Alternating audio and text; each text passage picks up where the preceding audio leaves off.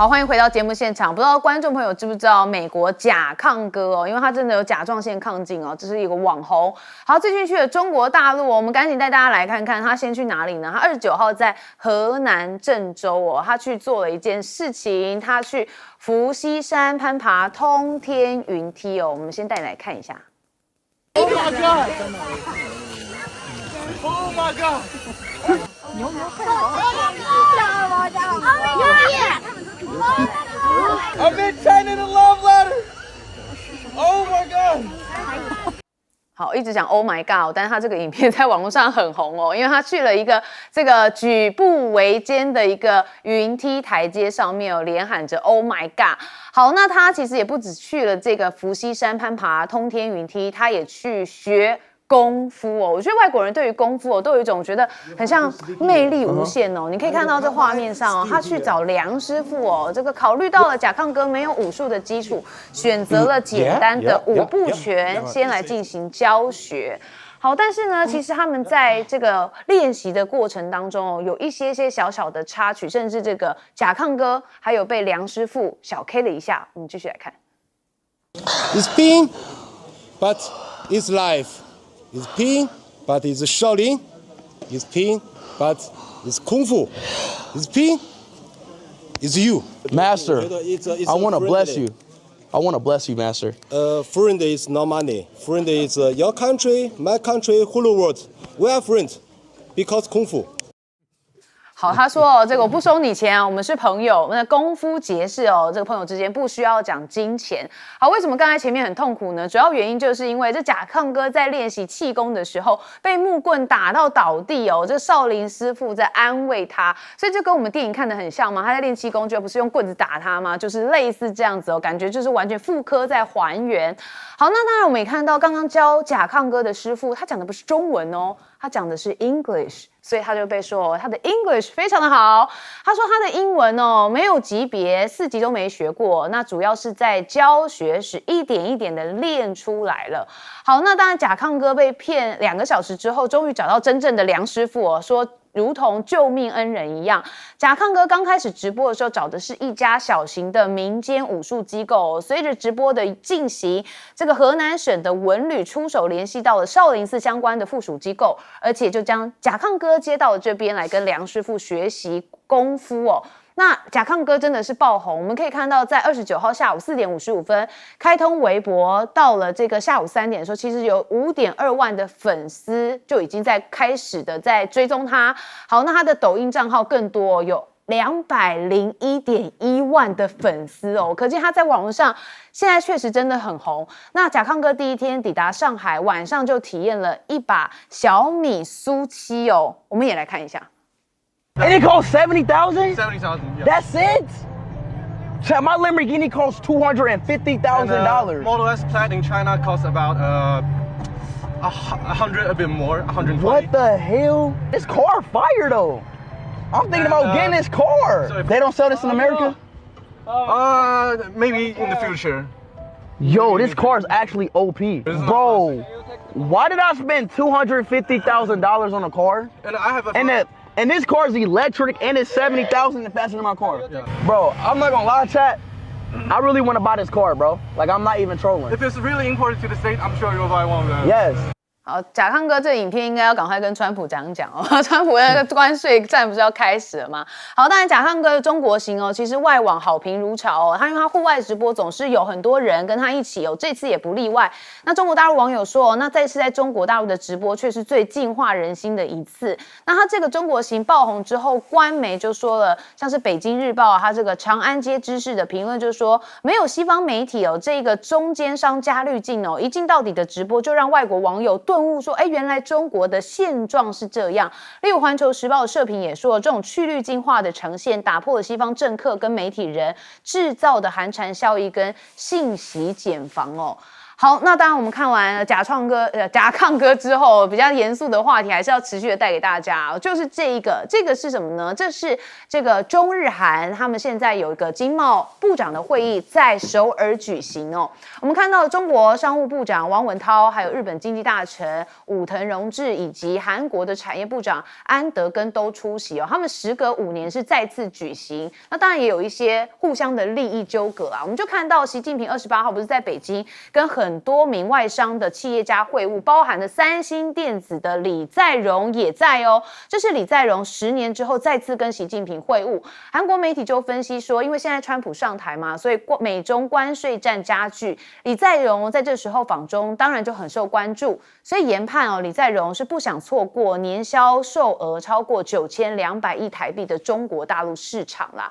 好，那现在印度也开出了44亿天价的罚单哦，但是贪心太想回中国了，很多人在看三星哦，因为看李在镕，他表情根本没有办法藏，他跟这个在韩媒面前哦问他问题的时候，全程扑克脸哦，而且这个感觉很像冷面王，就在北京哦参加高层会议的时候，哇，谈笑风生呢，而且平易近人，有问必答。当然嘛，钱在哪里，市场在哪里，就要笑到哪里吼。好，美国的贸易紧张局势之下，现在 AZ 啊、赛诺菲、礼来、辉瑞执行长也跟习近平见面哦，这是周5发生的事情。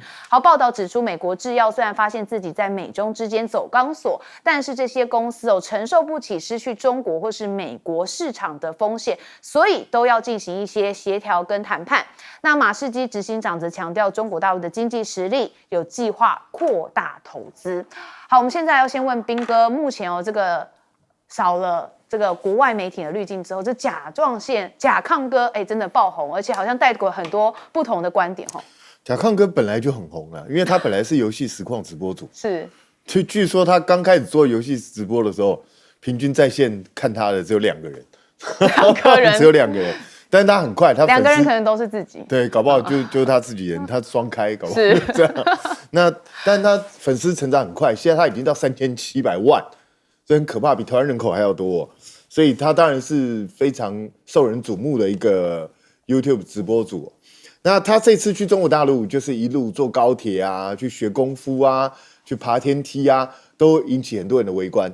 那重点是在于什么地方？重点在于，因为他都是全程直播，所以他既然全程直播的话，就没有什么作假的可能性，就实际上就会显示出来。那实际上有看直播人还有看到，他一开始去找师傅还被骗，然后就找不对人，你知道？然后后来才找到这个师傅，人家带他去才找到这个师傅。所以我觉得，就是整个直播的过程都是蛮活生生的，而且看起来没有造假的嫌疑，所以就让人家能够亲眼目睹中国大陆现状到底是什么东西，没有任何遮掩。那我想这可以去除很多人对中国大陆的一些迷思啊。有人觉得中国大陆多好多好，有人觉得中国大陆多差多差。大陆当然也有好的地方，也有不怎么样的地方，但就透过他的直播去看到。那这个人因为他的表情很生动，有点夸张，所以就会吸引更多人的围观哦。那我觉得他就是作为一个年轻的外国人，他今年才20岁而已啊，这么年轻，他非常年轻。不过我觉得他反差很大，对，他反差是蛮大的。那他过去其实也是有一些争议言行的，包括一些种族歧视啊，或者什么一些言行。那既然他曾经闹出过这种种族歧视争议，那你就可以知道，就是不会让人家觉得说他是特别为了来讨好中国人来做这些东西。我觉得这就更真实的一面。那至于好坏，大家自己去看直播就知道。那你去看看真实的中国大陆到底跟你想象中的差距有多大。那至于说中日韩现在为什么要紧急要开会？因为很简单，因为现在大家都不知道美国人到底要干什么，就不知道川普到底想要做到什么样的程度。那在预防川普的动作的同时，自己是不是应该要先跟其他国家先打好关系，做好准备？所以你看，最近中日韩也好，中国大陆跟欧盟也好，大家往来开始变得比较频繁。为什么？因为都要因应川普所带来的海啸。那所以我也觉得，川普玩到现在这个程度，是不是也差不多够了？也就是你这样玩下去，真的对美国是好事吗？反而你会让更多人跑到你的竞争对手那边去，这样对美国是有利的吗？我是觉得这个算盘好像打得怪怪的。那当然，现在也因为美国的不确定性太高，反而你增加了很多企业啊，很多这些国际上的重新去评估，是不是在中国大陆投资反而会比较稳当？因为至少中国大陆的变数没有像美国的变数这么大。所以我觉得凡此种种都可以看得出来，一个国家的领导人如果做了决策带给人家不确定性太高的时候，会造成什么样的一个后果。川普自己真的要好好想清楚。好，川普有想清楚吗？感觉4月这个贸易战马上就要开始了，大使。中国大陆其实就是说，在西方人啊，尤其整个西方社会或者大部分的这个外界的社会对中国大陆的认知啊，大概都是透过西方媒体啊所塑造出来的。那你知道西方媒体他们基本上，他如果要与你为敌的话，他的妖魔化能力非常强。你比如说像川普，他就是个妖魔化对手很厉害的一个对手，他每天都在讲这个拜登是美国有史以来最烂的总统，然后拜登是一个没有能力的总统，他每天讲。我想现在美国的一些年轻人或小朋友啊，但印象就剩下就拜登是一个无能的，是一个很烂的总统，全美国最烂的总统，他就是靠这种怎么样？所以那种刻板印象就是在你不断的宣传之下造成的。所以我觉得这个贾杠哥啊，他为什么节目受欢迎？因为他打破了很多人对，尤其美国观众对中国大陆刻板印象。对他第一个，中国人是很不友善，尤其很仇外啊。然后呢，整个中国社会是很封闭，然后落后。那我觉得中国大陆大概这几年啊，最对大陆帮助最大的一个政策之一啊，就是开放观光，让很多这些西方的游客哈，他可以不经过什么签证，他就可以直接到中国大陆买张机票就去了。那这个东西啊，我觉得它那个宣传效果啊，那怎么讲呢？大到我想大陆的政策决定者当时所无法想象的，而且呢，会让西方的媒体他要继续要对中国大陆进行这种妖魔化的宣传啊，会增加很多困难了。不过反向说回来，像贾抗哥这些人，说实话都是些井底之蛙，都在美国社会啊，就是靠他的那种通俗文化，就突然觉得怎么样哈，就很有影响力，觉得自己很。其实我跟你讲，美国有70%以上人口没有申请过护照的，没有出过国的。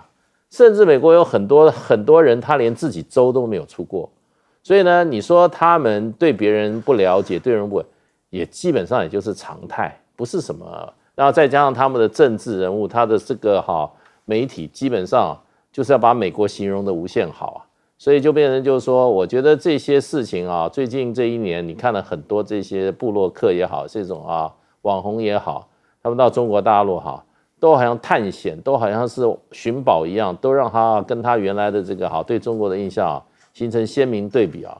我想还会持续一阵子啦。那中国大陆事实上的话，从很多角度上来看的话，是应该还有多一点自信心的。第一个，中国大陆治安比美国就好很多，美国事实上满街都警察，中国大陆跟我们台湾很像。你今天你去上海，你去很多地方的话，你也觉得老百姓没有什么惧色。你要在美国的话，你到纽约的街头、芝加哥街头，你时间不对，你进去看看，真的你觉得你性命都不保啊。所以我觉得大陆就是说，不像西方人想象那么差，那美国也不像中国大陆很多人想象那么好。所以我觉得这个差距要慢慢可以这个抹平的。不过我觉得任何社会政治人物跟媒体真的影响很大。像我们台湾现在还说自己算是很民主我就觉得这个就已经还有什么好可以自豪的民主这种民主法治我想我们现在来讲的话，我觉得已经不复存在了。是将军，我觉得我看贾抗哥让我回想到一部电影，各位去看。如果说你有经验的话，有印象的话，以前有一部成龙演的电影，一系列电影叫《尖峰时刻》。那时候有一个也是非裔的这种男配角，叫克里斯。你会觉得他们两个蛮像的那种味道。其实非裔的很多朋友本来他就很具有喜感那种动作，有时候他动作表现出来很有喜感。那尤其是这次贾抗哥到中国去旅游来讲的话，当然他所谓没有滤镜，一镜到底，言下之意就是不是经过样板，不是经过刻意安排的你随时可以看到就是中国现况。但为什么会引起大家这么热烈的讨论，还有大家有广泛的有兴趣？我觉得就是东西文化很多的冲突不一样，然后激发出来的火花。我举一个例子，就像我们现在影片里面看到的。第一个就是他去拜师哈，其实美国文化里面没有师傅这个名词，他们叫老师就直接叫名字哈。这除了 teacher 这个日眼之外没有，但是中国文化里面就是天地君亲师哈，师排在第5位是你必须要尊敬的，所以要有拜师这个过程。那当然这个东西方的文化，因为像这点不同啊，大家他在这个敬茶的时候就闹出一些笑话出来。那当然啊，不管是东西方朋友就看到哈哈有趣。第二个我讲他少林寺学武，你知道这少林寺学武，这武功来讲啊，东西方也不一样啊。你看好西方来讲的话，因为他们个儿比较高，他们讲究的是上盘的功力，所以你看西方的武术比赛，他们都拳击手在比赛，讲究双手双拳的力量。但是东方人因为这个体型比较讲究的是稳扎下盘，所以他又有一段影片，他是蹲马步的影片，是练下盘。我们刚刚看到他踢腿那个动作来讲的话，就跟这个梁师傅来讲的话，就有很大的差别。那就代表东西方连在武术方面来讲都有很大的差别。那另外从电影的细节，我们也从中也可以看到，他美国人自己讲的哈，譬如说是我们刚刚看到有一段，他坐在高铁里面，他的观念里面，进入高铁，如果说进入隧道以后，那个信号就会衰减掉，就会被屏蔽掉，收不到信号。那我们看到他很兴奋的说，居然那个信号来讲，没有被遮断，代表中国在这个5G 信号上面，设计的也很好。那另外来讲，他开的那部小米电动车，7万美金，他也很惊艳，说可以这么低的价格就可以买到性能这么好啊，跟他的兰博基尼的跑车是一样的性能。我觉得这部片子，他这个活动应该会激起很多，不管是东方或西方朋友很大一个兴趣了。好，我们休息一下，马上回来。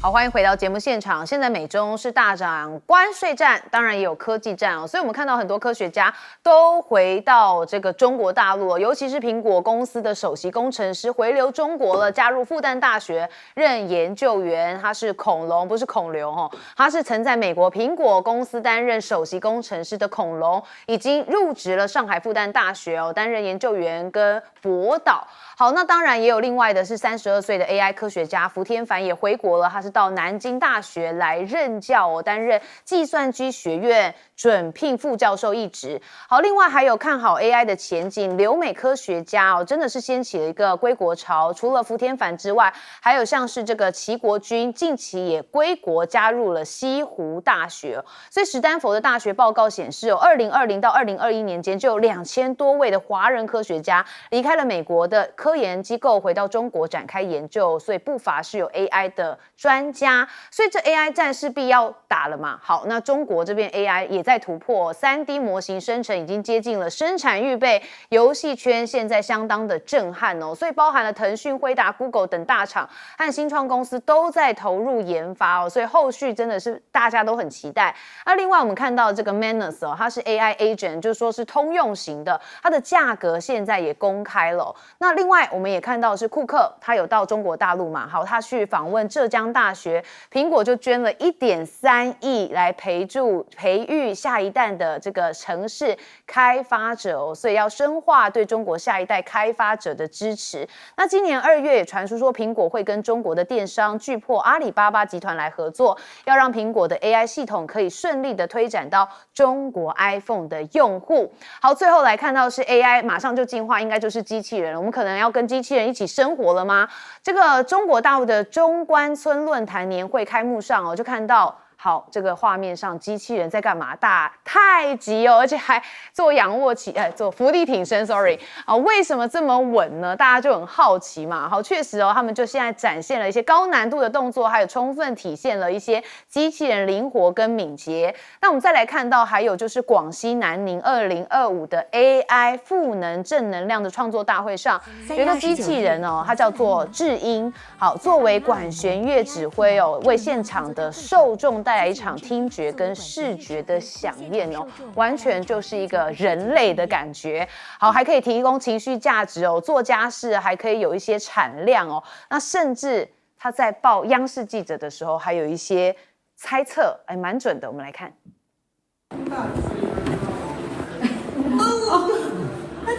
重哎。你看看他现在大概多大？高兴能帮到你，看起来他大约30多岁。很准很准。好，很准很准，不要猜是60多岁就好，不然这女生真的要瞪他了，马上把机器人关掉。好，那当然现在这整个科技的战争真的是要开打。我们先问彬哥，我觉得现在大陆这几年会出现回流潮，一方面当然是大陆在某一些领域现在也慢慢发展得很不错，让他们觉得有机会回来。另外一个最重要的因素其实是外国自己造成的，也就是他们开始全面针对中国大陆的这些人才进行审查，甚至怀疑你是不是这个中国大陆潜伏在外国的这些 spy 啊或什么东西。那这个对他们的在国外进行的研究或是工作造成非常大的困扰。所以很多人就会觉得说，那与其这样待在这边遭受歧视，甚至被怀疑，那干脆回到自己的国家算了。所以我觉得这几年会有这么多人回来，都有很多主客观的因素在里头。那当然，中国大陆这几年的 AI 发展是非常的迅猛，而且看起来是成果斐然的，所以也引起了很多外国人的侧目，包括最近最有名的 DeepSeek 啊，或是其他的这些陆陆续续出台的这些东西，我觉得这个都给外国造成很大的压力。那你也可以看到外国人从一开始的质疑、轻蔑、嘲笑，现在开始加入应用。现在很多公司已经主动说明，他们就是要用 DeepSeek。要用这些东西，因为它开源又好用，又比原先的 OpenAI 提供的服务方便很多，那甚至还比它便宜很多。所以在这种状况下，我觉得这个就马上带起了一股旋风哦。那当然，我觉得 AI 这种东西也不是说现在中国大陆就一定站在领先的位置上面，因为根据全世界客观的分析指出，现在大概还是美国是第1名，那中国大陆大概是第2。那中国大陆当然也希望能够扭转这样的一个趋势。那我觉得中国大陆最特别的就是，它这几年在应用上面发展的非常成功，很多的应用全部都出炉了。然后你看，好像前几年并没有听说中国大陆在机器人方面有多厉害的一个发展，可是最近这2年突然之间就出来一大堆，而且那个动作之流畅、之自然，会让人家觉得他好像在默默已经耕耘了很久一段时间，然后最近现在是花开结果，很多东西都跑出来，包括比如说之前有看到机器人会跳舞啊，那个舞真的跳得非常棒啊，所以就让人家觉得说，中国大陆之前不知道花了多少时间在酝酿，那现在慢慢一个一个成果都出现了。那可是这样子就代表中国大陆领先了吗？其实也未见得，因为美国这边也在发展，那日本也实际上在这方面也下了很多努力。那我就觉得说，当你看到对岸这样的发展的时候，那台湾自己呢？我们台湾现在还在内耗，然后大家都是画大饼，说什么几年之内要超日赶韩啊，超英赶美啊，讲的跟真的一样。问题是我们有相关的投注吗？你有把相关的资源放在这些地方吗？看起来都没有啊，甚至包括赖清德现在大家在吵的总预算案里头，在这一方面真的有规划很多金额进去吗？也没有啊。所以你怎么可以说你未来能够追上别人呢？看起来是落后别人越来越多啊。所以我觉得这个对我们都是一个警惕，不是只有美国跟中国大陆在竞争，台湾也是竞争中间的一环，不是吗？那我们的未来到底在哪里？真的要仔细去想清楚。好，我们也因应科技，我们有个数发部哦，大家还记得吗？大使，数发部现在还有吗？有，还有啊，有啦。我只记得他那个租那个办公室很贵，哎，有啦。我们这个点面线，哎，对，他的好像产品不多，是。要讲机器人的话，中国大陆事实上的话，语数科技哈，它这个现在它已经有2款机器人是已经在线上在卖了。那所以它这个怎样？它这个应用快，非常的快。虽然就是说它是一个很新的公司，像美国的这个机器人最大的公司是 Boston 哈，它40年了，这语数非常年轻的公司。可是问题就是说，它这个商品化的这个成绩非常快。虽然从技术上来讲的话，可能也不见得是取得完全领先啊。现在还有2型机器人，一个叫这个 Unitree G1， 它一台99000人民币，你如果线上订的话，大概45天它可以交货。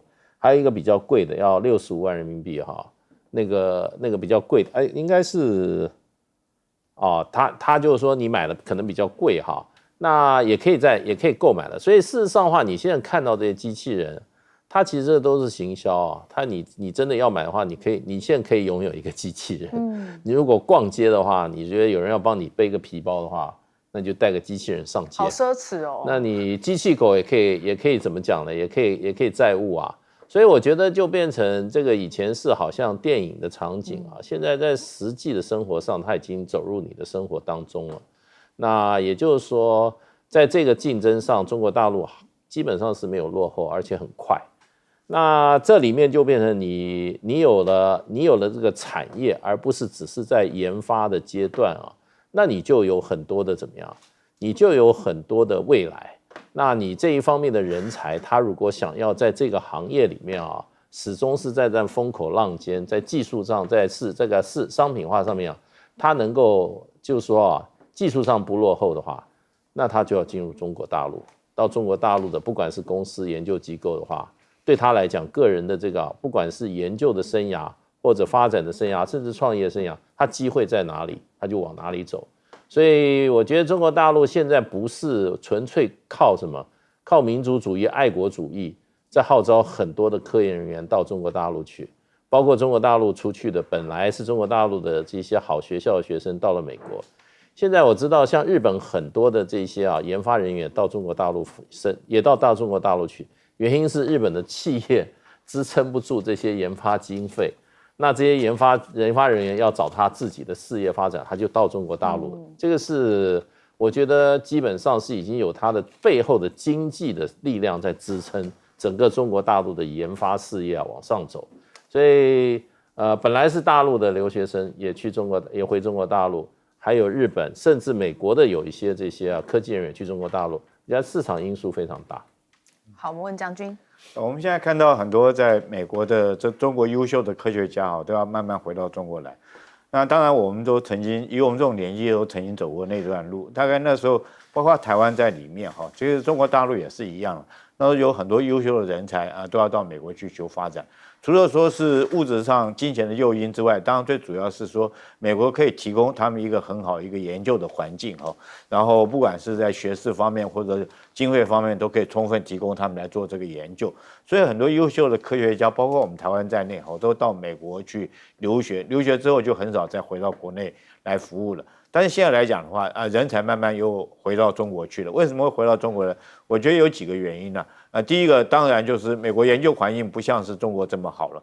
第二个，我觉得中国有很多的这种研究环境慢慢在某一方面已经可以赶上中国。我们具体来讲的话，当你美国对中国实施很多科技上的打压跟制裁之后，像 DeepSeek 就是很明显的一个例子。那美国自己也讲说 DeepSeek 是被中国是被美国自己逼出来的，因为你对他实施科技制裁，你不卖给他高阶晶片，逼着他用低阶晶片，他去可以做出这种这个 AI 的这种高阶的这种智能语言。那也因此，所以说当这方面被逼出来之后，很多的科学家他认为说是我回到这个中国去的话，也有很好的研究一个环境。第三个是费用，我们看到中国现在来讲，它不管发展各方面来讲，它愿意大笔的钱投资下去然后美国相对在这方面来讲，这个时候美国马斯克举着他的所谓的这个缩减的大棒到处在挥舞，连教育部都裁掉了。那当然中国相对在这个时候，他愿意提供无限制的经费。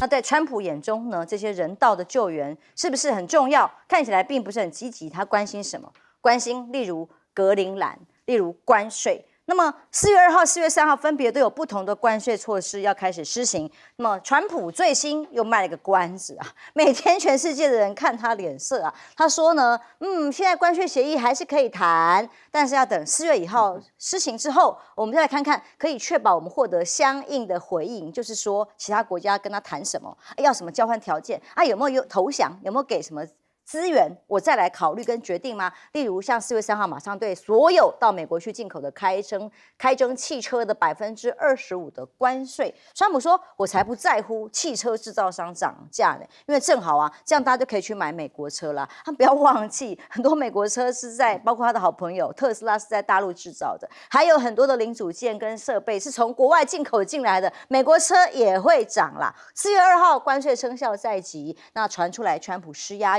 要求各个顾问们赶快去穿梭，有更多的各地要国会啦、华尔街啦，采取更进取的态度，什么意思？这些被可能关税制裁的国家要主动来跟他表示要怎么求和，就好像缅甸如果要救援，拜托你自己要主动来打电话来拜托，是这样的概念吗？当川普每家的关税如火如荼，加拿大的这个所有的仇恨星火燎原的时候，川普通话了加拿大的新总理卡尼咯。卡尼说，两个人通话呢，其实并没有川普没有表达出要让步，但川普却宣称。这个谈话呢极具建设性，计划在4月还要等看选举结果，看加拿大的联邦大选之后重新检视美加关系，厉害了吧？他不是直接对于国家现在目前的状况要谈，他是还有看等你选到了啊，你真的有多数了我再来考虑跟你谈吗？其中当然最重要的汽车、钢铁、关旅税这些都没有进一步的进展，至少卡尼说是没有的，还在观察。但加拿大已经发起了一个广告牌，叫 Billboard Education 教育活动所有沿路公路上看到的这种大型的广告招牌，通通都是这个。关税战伤害的是美国人，你们知道吗？美国人要知道，所有的商品关税征税其实是对你们要买的商品伤害会更大。那当然，美加之间的关系非常紧张。有一个医师，他是一个心脏科非常闻名于世界的心脏科医师，他现在说拒绝到美国去工作，因为本来被邀请要去协助的，结果现在他决定跟加拿大人站在一起，共同反击川普的关税政策，还有吞并加拿大的企图。不只是加拿大变51州啦他还在做誓言，我非要把格陵兰拿下来不可。这次受访呢，这是 NBC 的 News 访问，他继续说，我100%可以拿下格陵兰。那在这样的料化之下，他的副总统 Vance 继续带着老婆、第二夫人商务部长能源部长往这里去，经过没有邀请人家抗议的情况下，还是去所谓的出访。然后看来看去，各种的美军基地等等，说鉴于俄罗斯、中国这些国家觊觎北极航道，所以他们一定要相对的更多舰艇还有资源派遣到这里来，强化部署。不管人家格陵兰要不要吗？丹麦抗议了，丹麦批评这个叫做不是对盟友应该有的态度，总理也要去访问格陵兰格陵兰当地的官方政府也反对但总之现在是怎样？丹麦跟美国要来决定格陵兰的命运吗？那格陵兰的抗议现在感觉是要达成交易，硬要把人家买下来，这就是川普的风格。而在川普的内部呢，上次才刚刚传出来说，居然会把一个要轰炸这个中东的消息群组里面把媒体加进去，不是吗？结果美国国防部长又再度传出来说，参加一个国防的重要会议的时候，2场都带太太一起参加 ，Jennifer 到底为什么？没有人知道，因为进去的时候大家官员都愣住了，因为不认识嘛。怎么会他会现身在会议当中？里面都有大量的机密信息群组可以随便拉人，把记者拉进来。那官方的重要会议、国防会议把太太带来，真的是不知道为什么。但是他的风格仍然让川普非常信任，因为他在这个被泄密的群组里面所有的谈话都仍然忠于川普所以川普说，我没有要开除，我对他有信心。但五角大厦现在又有一个机密备忘录被流露出来咯，这个是新的一个报道，说这个五角大厦现在对于中国大陆的战略有一个重要的设定，说这是由这个国防部长赫格塞斯所提的备忘录显示，未来呢重点要放在嚇阻中国夺取台湾，强化美国本土的防御。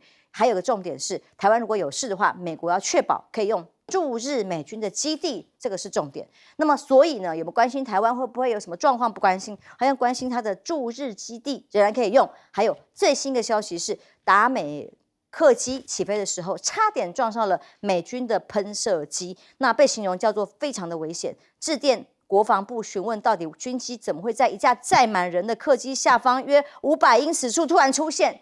这已经不是最近的第一次，从川普上来以后，最近美国像这样军方的各种的意外频传，已经不是少见的消息了。这到底发生了什么事？螺丝松了吗？委员，这样子这个刚刚主持人的一段叙述可能没有把它听清楚的话，会让台独又兴奋那是什么呢？就是阻止中国夺台为第一任务美国呢战略全面转向。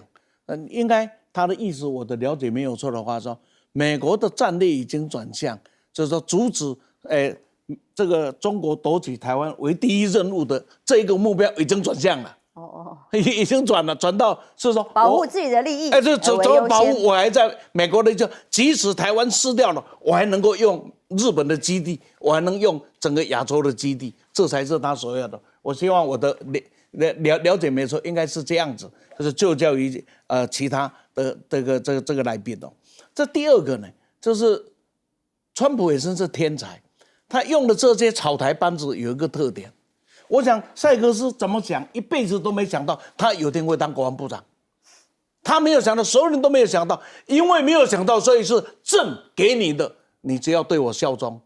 你的位置上不像波顿这些人啊，说我比你懂啊，你用我是我来服务你啊，不，现在我要用的是为我效忠之人。这些草台班子啊，到底会出现什么状况啊？真是我们一下子很难去掌握啊。不过这就是美国的命运，只是可惜啊，只是我们比较忧心的是，美国会影响到全世界，甚至影响到我们的命运，所以我们对他非常的关注。这个时候我们要讲到这一个川普了。川普在大陆的绰号过去叫懂王，这因为他什么都懂。现在呢改名字了，叫税王。这万万岁的税，关税，关税的税，对对，而且这是全世界，我看了这么多的资料里面，我看不到人类在研究这个，尤其是近几十年来的整个的自由化的经济之后，会有哪一个经济学家认为用关税可以解决国际也好，或者自己内部的经济问题？好像从来没有过哎。但是呢，他把关税啊当作是唯一的武器，这个武器所代表的意言说，其实背后啊，各位可以看一连串的作为，那就是关税霸权主义。你们都要来卖货到美国来，你们都要听我的，所以我用这个来威吓你。可是你看呢，他一面威吓啊，一面派人说你去讲，你去讲一讲，就好像这个黑白脸一样，他扮了黑脸，然后呢就讲说，你赶快去猜一下，他只要呢软了，我就可以放他一马。边打边谈呐，不止边打边谈，而且用关税啊来做恐吓，搞得全球啊，大家呢是人心惶惶。美国有受益吗？美国的股市告诉你，大家是不安心的，大家是不安的。这一种霸权主义也放在格陵兰的身上。我们来看看2次大战以后，不是大家讲殖民主义该结束了吗？可是这个是摆明的，我就是要你这一块魔力怎么样做？我说讲，然后全世界这些的西方的国家，这些高唱人道自由的这些国家，怎么忽然都晋升了？没有嘞，G7国家晋升嘞，没有人多少去谴责哎，有的话也轻描淡写一笔就带过，没有代表的国家立场。欧盟呢，晋升嘞，然后我们来看看他的思维是什么。换之说，是因为中国跟俄罗斯对这一个北极有觊觎，对格陵兰有觊蜴，你们保护不了我来。这一句话应该是谁讲？应该是格陵兰人讲的。格陵兰说：“我们在这里，遭受到了俄罗斯跟中国的威胁啊，怎么办呢？怎么办？”这时候你跳出来说我是老大，那还有道理啊。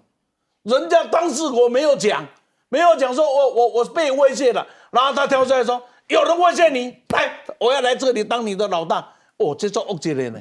这个要是在那里有石油啊，有航道啊，我要啊。这恶极了吧？这个在黑社会的话是一定会被干掉的呢。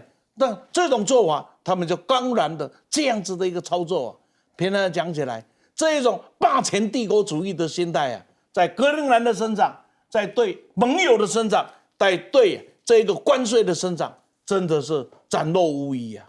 朱老师，在川普不管对加拿大或对格陵兰的这种态度跟政治言论，都已经是过去政治学从来没有看过的，羞辱意味极强。这个川普啊，一向就是只有你想不到，没有他做不到哈。那当然，我觉得刚才就是我也要补充，我自己对于这个赫克塞斯的这个指令哈，我的解读是这样啦，这个反映了3件事情啊，就是说到底第一个就是说他其实强调的是说，在台海以外的其他地区，要盟友呢自己去想办法，要盟友去加强这个国防的预算啊，那美国愿意承担这个风险。这个，因为他这个指令其实是来自于过去传统基金会他们提出来的一个政策构想，也就是说呢，美国的重心应该是在亚太地区，应该是在中国。在中国大陆，那至于这个乌克兰啦、这些其他地方，其实对美国来说都是次要利益，所以它是延续这个思维的，这是第一个。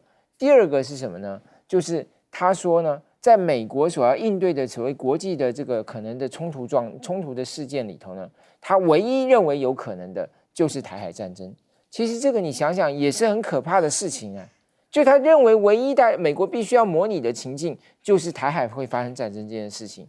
那换句话说，台海战争是未来最有可能爆发的一个国际冲突的情境了。第三个，美国如果真的像这个赫克塞斯的指令讲，美国要全心准备打赢这场战争，如果真的台海发生战争的话，那我觉得我们应该还是很感谢、很高兴啊，对不对？美国愿意付出心力啊，要全力投入啊。问题是，他能不能够真的做到呢？现在看到这个赫克塞斯这个还要带着夫人跑去参加会议的这样子的一个态度，然后他以为跑趴吗？然后在讨论这个军事行动的时候呢，居然把记者也拿进来啊，这个拉入他的讨论群组，我觉得这个还是会让人担心啊。就是说，美国的目前的这个领导班子到底在应对这个可能的冲突，如果真的是这么危险的话，其实他需要的是更多专业的规划、专业的这个执行啊。那所以我觉得这个当然是我们看这个事情。倒是讲到这个川普政府，我觉得格陵兰这一行，就范斯的这个格陵兰这一行，我觉得是特别值得关注的。为什么呢？当然，因为第一个，其实范斯最近的这个重要性啊越来越高啊，大家得到媒体关注越来越多。为什么？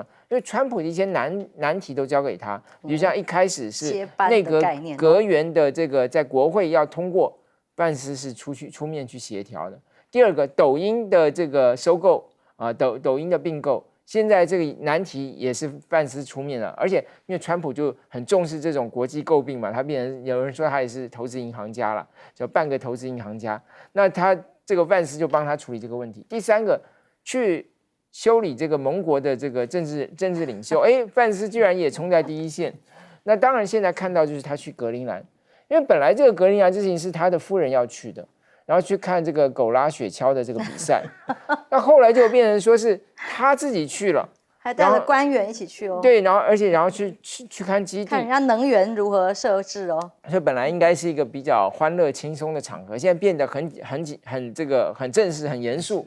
当然有人就说，因为他为什么要去那里呢？因为事实上，如果是不管是他去或他夫人去看这个狗拉雪橇的比赛，可能就会有很多格陵兰人要去抗议。所以他说不行，这样子要避开这个抗议。但他说不是，我们真的是很重视格陵兰的这个防卫，美军在那里。但基本上来讲，他其实就被认为说，你看，第一个他是避免一些冲突的画面，但第二个他又是像是去欧洲一样，他说你看这个丹麦对于这个格陵兰的防卫其实是不到位的啊，那其实还是要面对。这个中国大陆跟俄罗斯在这个地方的各种行动，只有美国才有可能做到。所以呢，应该是让美国这个在格陵兰扮演更重要的角色，有更多的存在。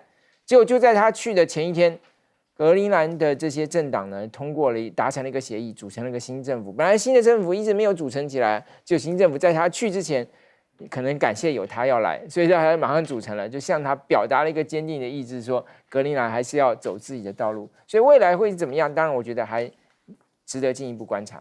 这题想问将军说，你们的群组要轰炸下令的群组，有可能把记者拉进去吗？然后第二题，有可能这个国防安全的各种会议简报啊，可以把太太带去吗？没有，那所有的都要对这个都有做管制的，然后手机通通放到养鸡场，那不能带的，通通都做管制，还要签切结，那个负刑法责任的哦。这是军事机密，也是国家机密，然后什么的保密到民国130几年哦，是这样才解密哦，它有规定的哦。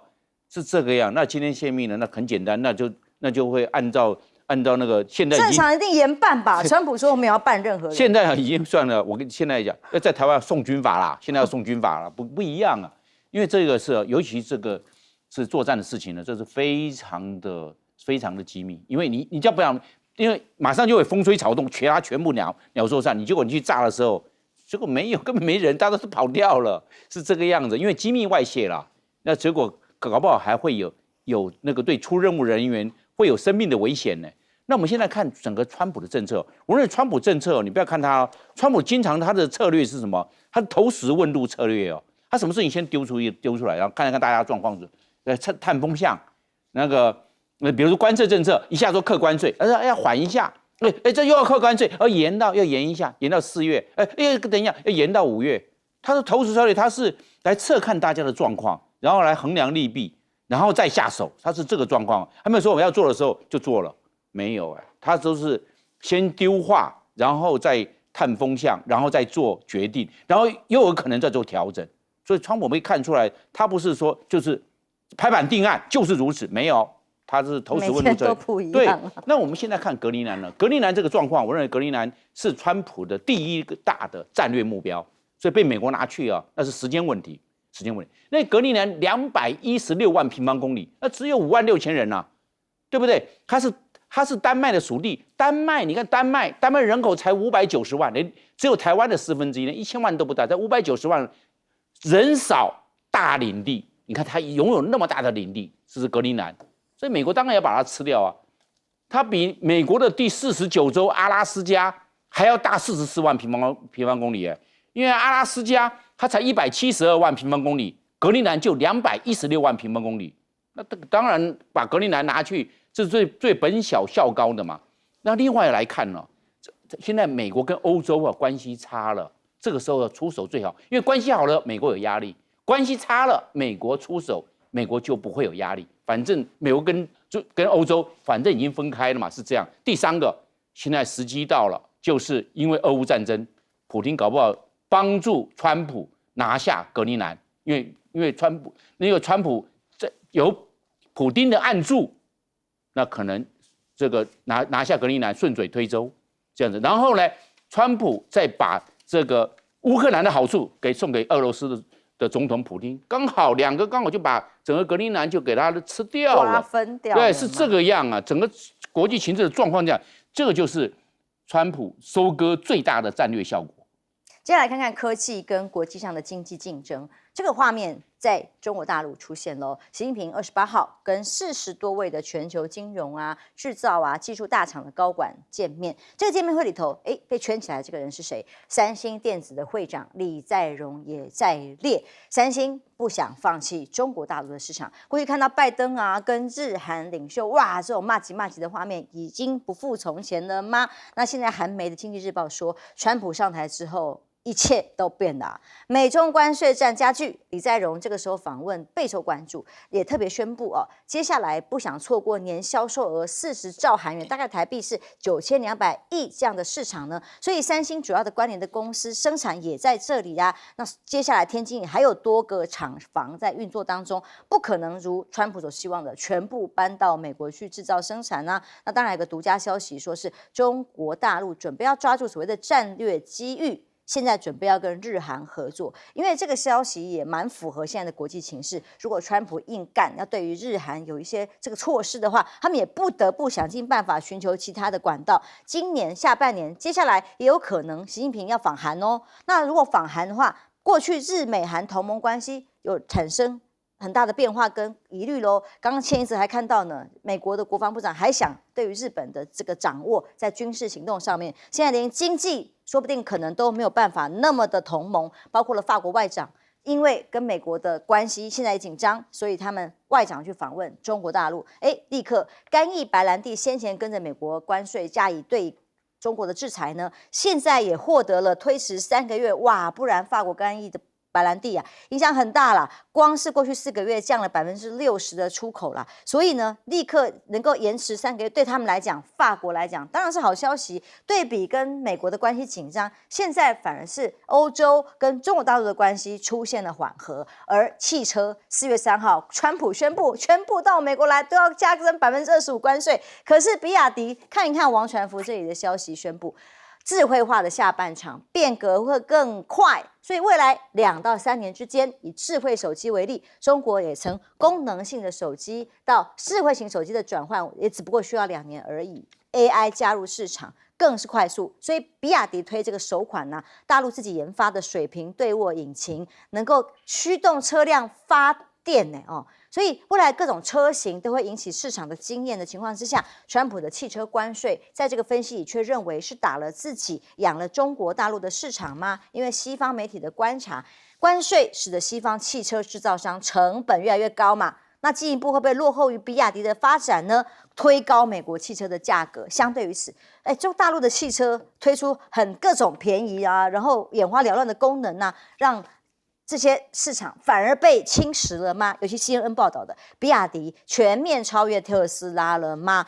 而不管过去马斯克怎么嘲笑比亚迪，现在也必须承认是个对手，尤其是价格啊、产品竞争力上都已经快要让这个特斯拉也不得不惊叹的情况之下 ，CNN 的感叹是说，现在全世界最炙手可热的车企在美国买不到。那这个会是未来整个汽车产业在美国市场一个重要的观察指标，包括像大陆28奈米的曝光机厂哦，大秀科技，过去要被围堵，可能会害得它整个科技进展往后退的情况之下，现在却发现成立仅4年的深圳晶片设备新凯来也成立了更多的新的研发技术，不再可以被美国给掐住喉咙喽。所以等没有晶片法单谋啦，等无晶片法啦哈的这个 Wolfspeed， 在美国这家晶圆的龙头大厂，本来是拜登时代答应要有的补贴，现在等不到7.5亿元美元啊，现在被说这个股价崩跌，已经到了27年的新低点，未来还不知道能不能活下去，不是把台积电抢过去就可以了啦。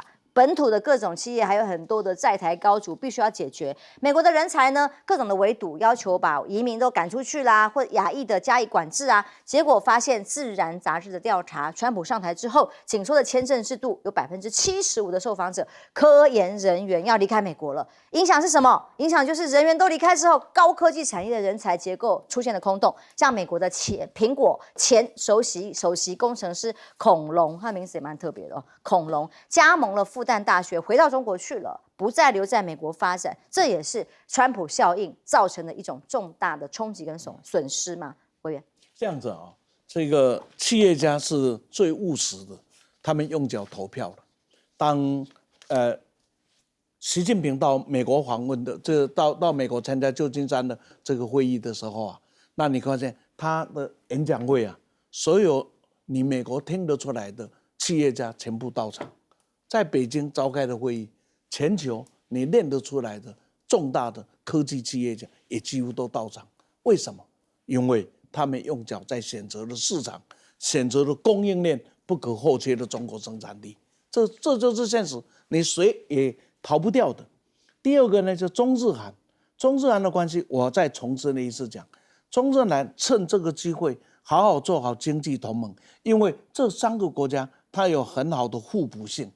那各位有没有想过，中日韩3个要是能够形成一个像类似当年的关税同盟一样的一个经济综合体的话，东风压倒西风不是假的东风压倒西风是必然的现在就看韩国跟日本做怎么样的选择，是继续3个合起来，以儒家为背景的中日韩成为东方王道的干城，世界王道的干城呢，或是日韩选择要去当美国在亚洲霸道的鹰犬，重新让你们再做一个的选择。我想前者应该对亚洲、对中日韩3国是更有利的。第3个呢，中国的汽车啊，现在到美国啊来讲，现在中国的汽车出口量是全世界第1，可是很抱歉，到美国的数量很少台湾也买不到呀。对，当然也买不到。那只要在美国一开放，你知道它的世界第1的份额会有多高？所以能够感受过、体会过中国大陆的新能源车的人，因为我是一个对车子啊这个还蛮有兴趣，也常研究的人，我可以告诉各位啊，我可以在这里讲，假如中国大陆汽车开放到中国进口，我现在使用的车子全部换掉，全部换新，因为我只要卖掉其中1部车子，我就可能买3部我现在在使用的车子，性价比也差太多了，差很多，高到你不敢想。举个例子，马看的那个保时捷的电动车，4门的电动车，跟现在小米的 SU7， 一架可以换3台啦，可以这样讲啦。水准内容绝对不比它差。最后呢，整个的人才的返回啊，中国大陆的人才现在已经从过去的输出国是逆差国，现在是顺差国了。休息一下，马上回来。